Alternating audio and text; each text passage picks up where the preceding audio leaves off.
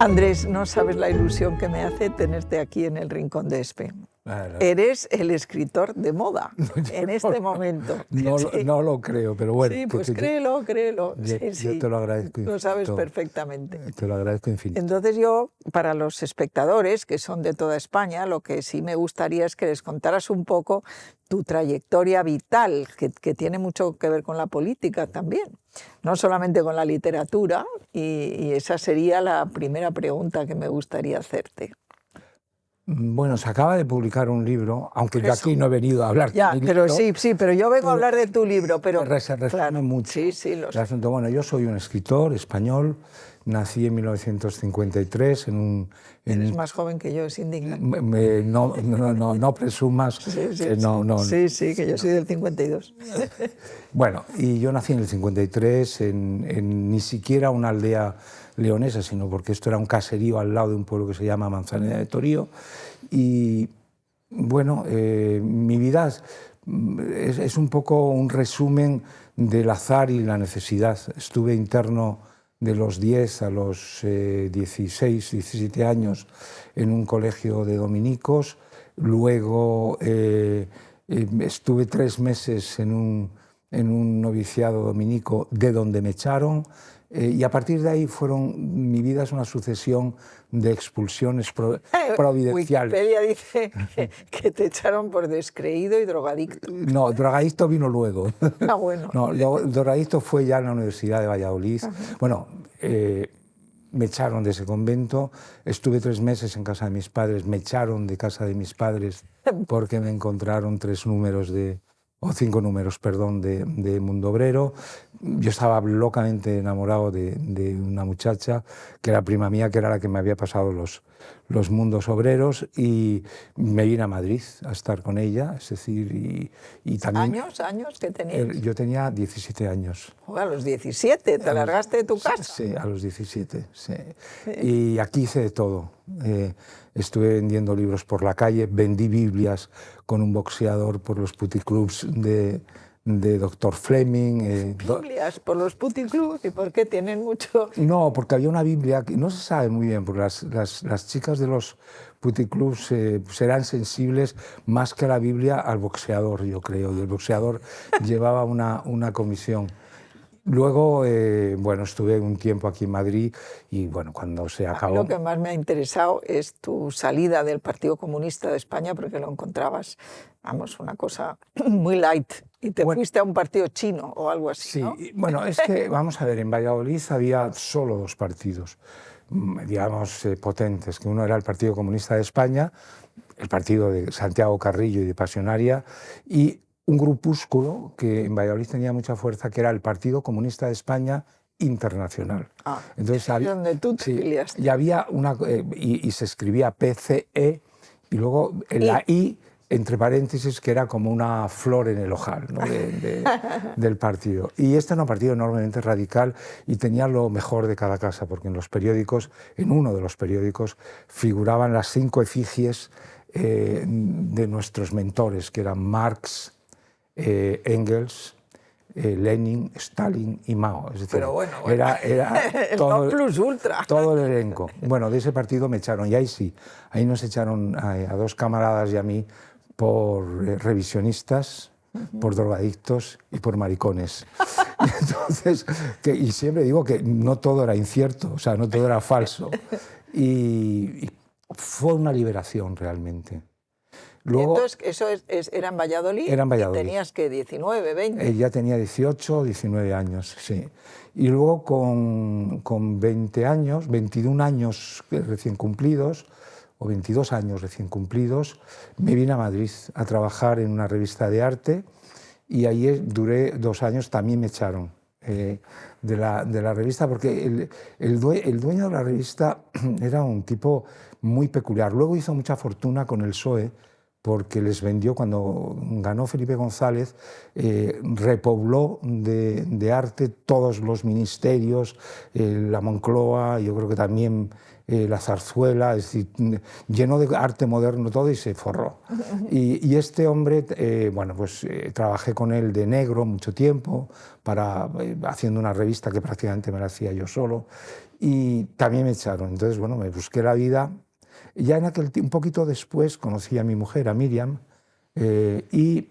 Para que lo sepan los espectadores, es parienta mía. Sí, sí, yo le he recordado, siempre tengo que recordarle a Miriam que me recuerde. Su padre Moreno, pero su madre Aguirre. Era su madre Aguirre también. Sí. Ella se llama Moreno Aguirre, o sea que tenéis un bisabuelo, un tatarabuelo o tatarabuelos comunes. Bueno, Visa, yo creo. Visa, ¿no? Bueno, el caso es que ya entonces conocí a Miriam, la conocí en la tele, en Televisión Española, donde ella trabajaba, y yo... Ya, eso me ha chocado, pero ¿qué hacía Miriam en Televisión Española en un programa de las letras? ¿O? No, ella trabajaba, al principio trabajó en un programa, ¿te acuerdas? Se llamaba A Fondo, con Soler Serrano, que hacía entrevistas muy largas, trabajaba ahí. Y yo trabajaba en un programa que se llamaba Trazos. Algo de las letras, ¿no? Encuentros con las letras. Pero antes de eso, en un programa que llevaba una chica que llegó a tener mucha fama, que se llamaba Paloma Chamorro, que era la más moderna de todos, que hacía programas... pues con grupos de música, con artistas modernísimos. Y estuve ahí como 9 meses y también desavenencias con ella también. Pero cuenta a los espectadores tus éxitos, sí, que te han echado de todas partes. No, pero todo esto ha sido un éxito. Es decir, son sitios... o sea, desde luego yo mido como triunfo haber dejado el Partido Comunista, es un triunfo. Haber dejado el trabajo que tenía en Madrid, otro triunfo. Es decir, mi vida se mide por triunfos de esta naturaleza. ¿Y el trabajo que tenías en Madrid, te fuiste de Madrid o...? Yo me fui de Madrid, porque bueno, en Madrid... ¿Te fuiste? Yo me volví a Valladolid, porque el trabajo que tenía en Madrid era nada. Incluso yo recuerdo que haberme presentado unas oposiciones, en fin, una temeridad, porque no las había preparado, para ser bibliotecario del Museo Romántico. Qué bonitos que son, es una profesión. Del Museo Romántico no, del museo que es ahora el Museo de Madrid, que era la Hemeroteca Nacional, me parece, en aquel momento. Y bueno, no tenía ningún porvenir. Sí, el Museo de Madrid, que está en la calle Fuencarral, ¿no? La que está en la calle Fuencarral, en efecto. ¿No? En aquel momento no sé qué agrupaba, porque ahí estuvo la hemeroteca, ahí trabajó Manuel Machado, concretamente. Luego la hemeroteca la llevaron, tú de eso sabrás, la llevaron luego al Conde Duque, en fin, tuvo diferentes destinos. Bueno, esa es un poco la historia de mi vida. Y a partir de ahí, es decir, ya la última vez que me echan de un sitio serio, que fue Televisión Española, que también fue providencial, porque a partir de ahí empecé a ser lo que he querido ser siempre, que es escritor. Y eres escritor, poeta, novelista, de toda clase de... He vivido para eso, es decir, mi vida verdaderamente la he entregado a la literatura, con mayor o peor fortuna, pero creo que con seriedad siempre. Y en todos los registros, porque he sido básicamente escritor de libros, pero también he querido escribir en los periódicos, he editado a mis propios libros y los libros de otros. El último artículo, me parece, se llamaba La tortilla con... O sin patatas, sí. No, cebolla. Cebolla, perdón. No, estos harán que será con o sin patatas. Sí. Bueno, sí, eso era a propósito de estas falsas... de un señor polémicas que ha escrito diciendo que qué desastre que aceptara Pedro Sánchez de gobernar con Pablo Iglesias, que había dicho que no podría dormir, y luego a continuación y en el mismo artículo dice que ha sido el gobierno mejor que ha tenido España. Sí, ¿vale? sí, eso lo he leído. Sí, nos quieren volver locos realmente, que fue una de las cosas que dije. Yo he tenido 2 mítines y medio en mi vida. Pues no soy nada mitinero, no. Mi naturaleza no es la política. La política hay gente que la entiende, o que la entendéis, y gente que la leemos peor, o sea, la leemos en clave de historiador o de escritor. Es decir, que yo entiendo muy bien la política cuando me la cuenta un escritor. Cuando me la cuenta Galdós, cuando me la cuenta Tolstoy, cuando me la cuentan incluso historiadores. En cambio, lo que son necesarios son los políticos para hacerla y hacerla buena. Es decir, que cuando a veces se dan casos, estos días hemos celebrado, como sabes, una persona que los dos queríamos mucho, que es a Mario Vargas Llosa, ¿no? Sí. Entonces, a veces se da el caso de una persona que entiende bien la política desde la política y también desde la literatura. Giró del Partido Comunista al liberalismo. Mario. Y lo hice en un momento más difícil todavía que en el mío, o sea, porque 10 años antes era mucho. O sea, cuando él se despega del Partido Comunista y de las tesis comunistas que estaban avalando en ese momento, sobre todo a Fidel Castro, poco menos que significaba la muerte literaria y civil de una persona, porque, digamos, el ecosistema cultural, no solo de España, sino del mundo, eso es un es poco de lo que izquierdas. dices en tu libro de las artes y las letras, ¿no? Sí, bueno, es decir, pero no ahora, es decir, no es de ahora. El ambiente general de la literatura y del arte en España, en Francia, en Europa, en Estados Unidos, esto es la izquierda. Willy Münzenberg, este era un genio, él y Gramsci, Sí. lo han conseguido en todo el siglo XX y seguimos. Sí, la hegemonía es muy grande. Bueno, Sí. tú fuiste ministra de Cultura y te pudiste darte cuenta de cómo la inmensa mayoría de los escritores y artistas que trataste seguro que eran de izquierdas o seguro que no decían que no lo eran.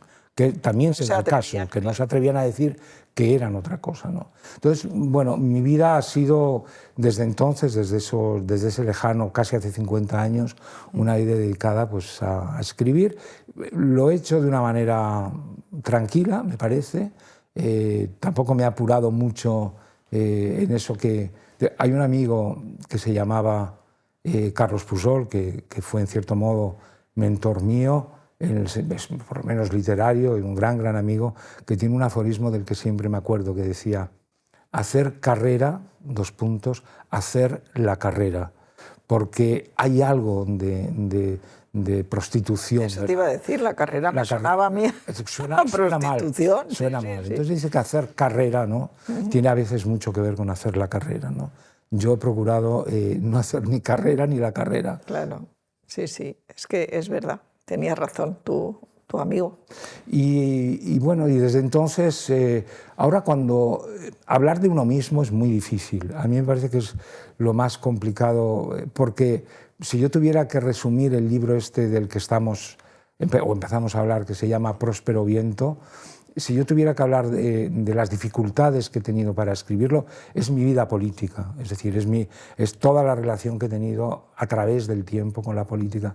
Yo creo que lo más difícil para hablar de uno mismo es la tentación que tiene, y por eso la tentación que tiene a presumir y la tentación que tiene de quejarse. Por eso yo creo que el lema de este libro, al que yo he procurado atenerme, es ni presumir ni quejarte, ¿no? Ese es un poco el resumen de mi vida. Claro, pero bueno, pero tu vida no es la política para nada, tu vida es la literatura. No lo es. O sea, lo que pasa es que tienes alguna relación con la política y ahora estás un poco, ayer por lo menos, o antes de ayer, lo de la tortilla con o sin cebolla era un comentario político. Bueno, yo todas las semanas, desde hace 5 años, escribo un artículo político y no he querido dejar de escribir un artículo literario, siempre en el mismo. Claro.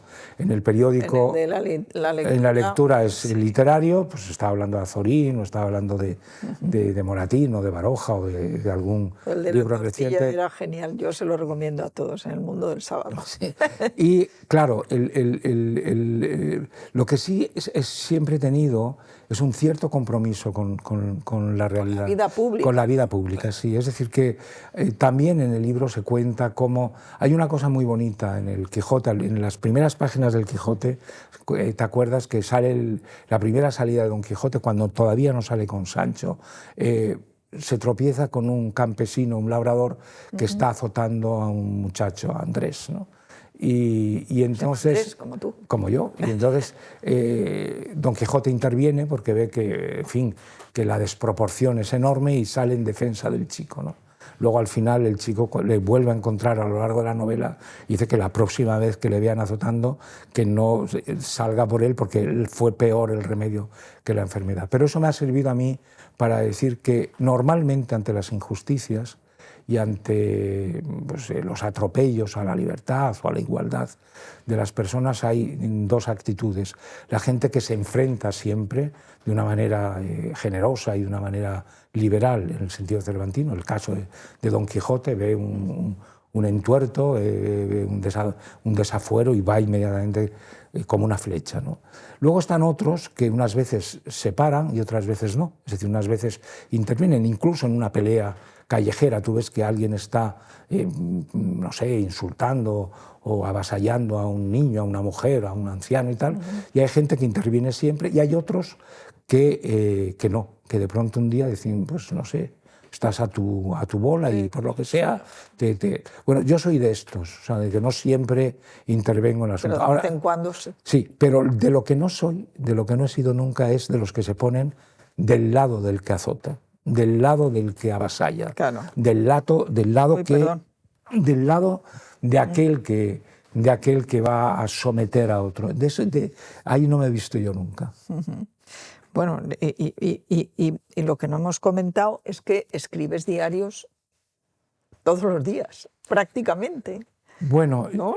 sí. Has publicado un montón de libros de los diarios. Bueno, es una obra especial. Es decir, yo... Que se llama El Salón de los Pasos Perdidos, ¿no? Salón Como el de del Pasos... Senado, que yo fui Sí. presidenta. Salón de Pasos Perdidos, sí, como el que tiene el Senado, como Sí. el que tiene el Tribunal Supremo, también tiene un gran salón. ¿Tiene Pasos Tiene Perdidos? Todas las casas en España, las casas buenas... ¿Tenían un salón de pasos todas perdidos? tenían un salón Ah, de no lo pasos sabía perdidos. yo. Las casas grandes, señoriales del siglo Sí. XIX, tenían un salón de pasos perdidos, que era un salón, como todo el mundo sabe, que en el que no se hacía vida, pero que era necesario para ir a otros sitios. Es decir, es el salón de pasos, por eso se llama de pasos perdidos, y en la casa que no lo tenía no era una buena casa.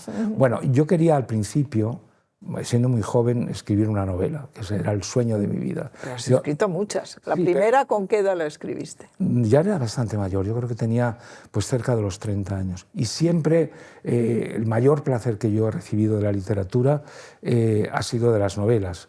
Las mayores enseñanzas las he recibido de la poesía, pero el placer me lo ha proporcionado la novela. ¿Las enseñanzas de la poesía?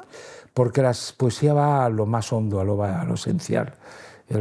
Y no da muchos pero de la rodeos. poesía, de escribirla. De la escribirla, sí. Sí, Y sí. en cambio la novela, digamos, es entretenimiento, es conocimiento también, pero es entretenimiento, es formación, es historia, es costumbre, es decir, ¿A qué hora escribes? ¿Como Mario a las 6 de la mañana? O... Ahora que me estoy haciendo muy mayor, ya nos despertamos, sí, tipo 6:30, una cosa así, sí. Y luego, bueno, yo quería hacer una novela, como la novela es muy difícil de hacer, o a mí me lo parecía. A mí me parece difícil todas las cosas, la novela, la poesía, la novela histórica ya me parece dificilísima. Es muy difícil. Me apasiona, pero... Y como yo veía, decía, bueno, las novelas hablan de la vida y hablan de vidas. Yo no sé escribir una novela, pero tengo una vida. Si yo cuento mi vida, pues seguro que eso se va a parecer a una novela. Y empecé así, entré en los diarios, en el Salón de Pasos Perdidos, por la puerta de atrás.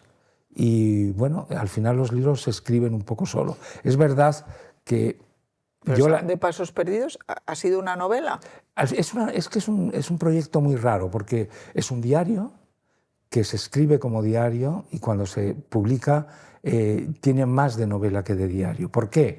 Porque el diario... Claro, porque es tu vida. El diario es mi vida. Lo que pasa que las vidas no tienen sentido, ninguna. Es decir, nuestras vidas están descacharradas todas, no tienen un argumento. O sea, dices, bueno, ¿cuál es tu argumento, Esperanza? Pues dices, hombre, puedo contarte mi propósito, puedo contarte mis sueños, pero el argumento no te lo puedo contar porque no tiene argumento. Bueno, la novela es justamente lo que tiene, es el argumento. ¿Y qué es el argumento? Pues el sentido, el que todo encaja, el que tiene un propósito, el que tiene... que nos enseñaban en la clase de literatura. Claro. Era introducción, desarrollo y desenlace, claro. O sea, entonces, eso es la novela. Y eso es lo que yo hago cuando se publican los libros. Es decir, que tienen más que ver con la novela que con los diarios. Y entonces, al final, todos los años, pues bueno, se acaba escribiendo un tomo un poco solo, ¿no? Es decir, que no digo que yo no ponga mucho de mi parte, porque es verdad que pongo mucho de mi parte. Yo escribo los diarios todos los días, dejo pasar un tiempo. Al principio era muy poco, al principio eran 3 años, 4 años. Esto es fundamental, porque cuando tú estás muy encima de los hechos, no los ves muy bien. En cambio, cuando te vas separando, se van aclarando los hechos, es decir, ellos solos, además. Pues al principio eran 3 años, luego fueron 4, luego 5. Desgraciadamente ahora hay una separación casi de 12 años entre... ¿Desde el último? Desde que lo escribo hasta que lo publico. Anda. Yo tengo, sí, porque entre medias he ido escribiendo muchas otras cosas y no me ha dado tiempo a publicar todos los años. Lo escribo todos los años, todos los días, pero no he podido publicarlo todos los años, ¿no? Y ahora estoy justamente pasando a limpio, digamos, el del año 2011, fíjate, hace 14 años, el que será el 25º, ¿no? de los diarios. 25º, qué Sí. barbaridad. Qué barbaridad. Tiene un título muy bonito, tiene un título también muy cervantino. ¿Te acuerdas cuando llega Don Quijote a Barcelona y le hacen lo de la cabeza a don Antonio Moreno, que es esa cabeza parlante y le quieren embromar a Don Quijote? Es una cabeza de bronce que está comunicada con el piso de abajo por un tubo donde responde, ¿no? Eso es un truco y es un fraude, ¿no? Y entonces todo el mundo pregunta a la cabeza y el que está debajo responde porque conoce la identidad de todos los que están arriba. Entonces Don Quijote está, en fin, muy mosqueado con el asunto y por fin se decide, ¿puedo preguntar yo también? Pues a merced, pregunte lo que desee. Entonces, y él viene con el rucurrucu de la cueva de Montesinos, donde le ha sucedido todo tipo de fenómenos. Él cree que ha estado 3 días, en realidad ha estado media hora, ha ensoñado con que se ha juntado con todos los personajes de la caballería andante y no sabe si lo que pasó es verdad o mentira. Y le pregunta a la cabeza, ¿lo que me pasó en la cueva de Montesinos fue verdad o mentira? Y la cabeza, que no sabe muy bien responder, entonces le contesta una respuesta maravillosa. Dice, de todo tiene. Y así se titula mi libro, de todo tiene verdad y mentira. Claro, no, qué bonito, sin duda. Oye, pero el que hayas escrito un Quijote en el lenguaje actual ya es una pica en Flandes. Bueno, a eso, digamos, a parar el primer golpe, me ayudó muchísimo Mario, ¿no? Porque al que yo entonces apenas conocía, ¿no? Y le pedí un texto para ese trabajo que además a mí me parecía que era necesario para en España. En España nadie ha leído el Quijote. Poca gente. No, muy poca gente. Sí. Joaquín Leguina y yo fuimos, cuando ya estaba hecho el libro, al CIS a preguntar si podían preguntarles a los españoles cuántos habían leído y la estadística era deplorable, o sea, porque... Y seguro que muchos mintieron. Y muchos mintieron. Bueno, de hecho, salió que 2 de cada 10 decían haberlo leído, pero cuando les preguntabas a estos 2 cómo se llamaba el nombre original de Don Quijote, solo acertó un 16% a decir que era Alonso Quijano. Y cuando les preguntaron a ese 20%, cómo se llamaba Dulcinea del Toboso, solo un 8% supo que era Aldonza Lorenzo, o sea que también mintieron. Y entonces yo me daba cuenta de que era necesario acercar el Quijote, igual que los lectores alemanes, franceses, ingleses leen el Quijote en traducciones maravillosas y se enteran, bueno, en España solo por ser español, y parecía que estaba penado, o sea, porque el lenguaje... La lengua de Cervantes está muy alejada ya de la nuestra, claro, y no se entiende. ¿Y Mario en qué te ayudó? Me ayudó en que hizo el prólogo, porque yo necesitaba un prólogo que era un poco como el primo de Zumosol, ¿no? Porque sabía que todos los, entre comillas, puristas, cervantistas y gente un poco, en fin, eruditos a la violeta, se iban a enfadar muchísimo. Una tontería, porque tendrían que haberse enfadado con todos los traductores, al chino, claro, porque ese texto intocable. Y salió, y hubo menos reacción negativa de la que yo pensaba. Entre otras cosas por el prólogo de Mario, que es un prólogo generosísimo, entendió perfectamente el propósito y, bueno, a día de hoy yo creo que es uno de los trabajos, si no el trabajo del que he estado más satisfecho, porque hay a día de hoy más de 200.000 lectores del Quijote, gracias a ti. Que no habían podido leerlo, muchos que lo habían intentado y que al llegar al episodio de los molinos de viento decían ya no puedo más y lo dejaban, ¿no? Claro. Y ahora pueden leer la novela como se leen las novelas, o sea, pasando las páginas y una detrás de otra y en una semana, como diríamos ventilarte una novela que es como se tienen que leer las novelas, Exacto. pasando deprisa las páginas. Exacto, exacto. Mario tenía unas novelas maravillosas. Sí, hemos estado hablando ¿Sí? Últimamente, sí, porque... ¿Con quién? Pues mira, se han hecho tres, digamos, homenajes a Mario. Uno en Arequipa, yo ahí en Arequipa no he estado, pero he estado en uno de Madrid y en uno de Cáceres. ¿El de Madrid quién lo organizó? La Universidad de Villanueva y Letras Libres, la revista Letras Libres, y el de Cáceres lo ha organizado la Cátedra Vargas Llosa. ¿Villanueva? ¿Cuál es la universidad? Ah, ¿de Villanueva de la Cañada? Sí, sí, una que está en el norte, ¿no? Hacia el norte, sí. Y hacia el norte de Madrid. Y Letras Libres, y Letras Libres. Y bueno, ahí hemos hablado mucho de esas novelas, pero sobre todo de un libro que es mi preferido de todos. ¿Cuál es tu preferido? El pez en el agua, que son las memorias.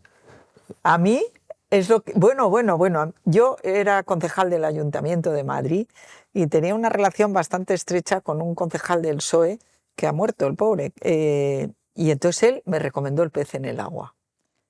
Y fue apasionante, pero yo creí que era por mi vocación política, que a ti como literato sea el que más te ha gustado. Es el que más me gusta, sí. Es que es apasionante, pero nunca nadie lo dice. Es fascinante, es un libro muy... Todo el mundo está con la tía Julia, pero a mí El pez en el agua. Sí, a mí quizás de todos el que más me gusta. Pero yo creí que era por yo tener vocación política. No, es por la vida, porque como sabes, primero es, por un lado, su vida política, pero su vida política es muy pequeña.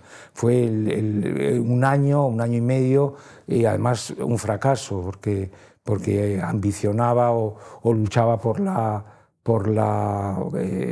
presidencia de la República en el Perú y lo derrotó Fujimori. Gracias a Fujimori para la literatura, pues claro, porque si no hubiéramos tenido el presidente del Perú. Sí, bueno, ya sabes, si no asesinado por el Sendero Luminoso. No, afortunadamente... Es que estuvo muy valiente de presentarse Mario, yo le admiro tantísimo.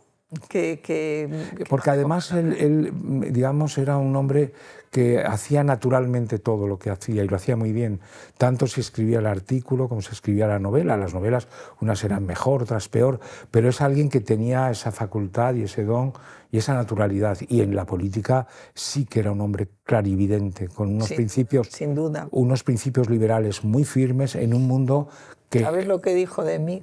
Sí, te dedicó una página en El País estupenda, recuerdo. No sé si me dedicó, pero lo que yo recuerdo, me dieron un premio, creo que era civismo, alguien así, le habían dado el año anterior y entonces habló de mí y recordó, que a mí se me había olvidado, que el día que nos conocimos, hace muchísimo, ahora 40 años, que yo era concejal de Cultura del Ayuntamiento de Madrid, entonces me parecía mal que mis votantes de Aluche tuvieran que pagarle las entradas de la ópera a gentes que, pues a Polanco, a la Preisler, ¿sabes? Y entonces yo dije eso en una cena, parece ser, y al día siguiente le preguntó al anfitrión: ¿quién era esa Juana de Arco liberal?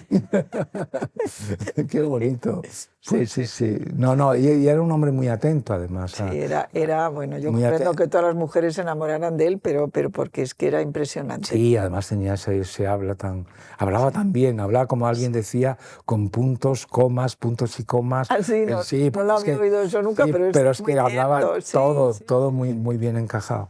Y bueno, eso es lo que es el proyecto, por eso me gusta tanto el proyecto, el trabajo de Mario del pez en el agua, porque es una mezcla de memorias y una mezcla de diario. Las memorias son cuando él habla de su infancia y de su formación como escritor. Era en Arequipa, si no me... Empezó en Arequipa, luego fue a París, y entonces la conquista del escritor y luego al mismo tiempo la conquista política. Todo eso, en fin, está hecho con una técnica que es muy de Faulkner, de Palmeras Salvajes, pero da igual, él lo hace con enorme personalidad. En muchas de sus novelas, por lo menos las que yo he leído, que no he leído todas, ¿no? que tienes como dos o tres tiempos al mismo tiempo, y van confluyendo un poco, ¿no? Eso lo hace, pero lo ha hecho en ese libro especialmente feliz y bueno, que lo bebes como una novela o como una de sus mejores novelas, porque además al cabo de un tiempo lo que ocurre con todo lo que hacemos es que adquiere una tonalidad y y una consistencia literaria que, bueno, acabamos siendo más literarios que lo que somos en realidad. Es decir, Cervantes es más literario. Pobre hombre, prisionero. Sí, es en su vida. Ahora han hecho esa película sobre su condición de homosexual. No, yo tampoco. Que dicen que es homosexual, sí. Pero no estoy. Bueno, no se sabe. Sí. Bueno, pero yo digo, bueno, habiendo por hacer una película de la vida de Cervantes, que es una vida novelesca, aventurera, con barcos, con cautiverios, con pobreza, con cárcel, con teatro. Bueno, hay una cosa que al final, por lo menos en mi caso, que a mí me gustaría como persona diluirme y dejar más los libros, o sea, que sean los libros los que hablen de ti más que tú mismo, ¿no? Y por eso, aunque yo me parece que sí, que he hablado mucho de mí por esos diarios, son muchos tomos, pero en el fondo no soy yo el que está hablando, estoy hablando de otras personas. Alguien me decía, bueno, ¿de qué van esos libros? Digo, pues bueno, pues va de ti, va de la gente, porque yo, hablando de mí, me agoto muy pronto, o sea, yo creo que no daría ni para media cuartilla. En cambio, contar todo lo que ves, o sea, por la calle, lo que oyes, las historias que te cuentan, todo eso sí, todo eso es inacabable. Pues Andrés, te agradezco de verdad muchísimo que hayas querido venir al Rincón de Espe y todo lo que has contado, que yo creo que va a ser de enorme interés para muchísima gente, que además a lo mejor conseguimos que lean El Quijote. Sería estupendo. Muchísimas gracias. Gracias, Esperanza.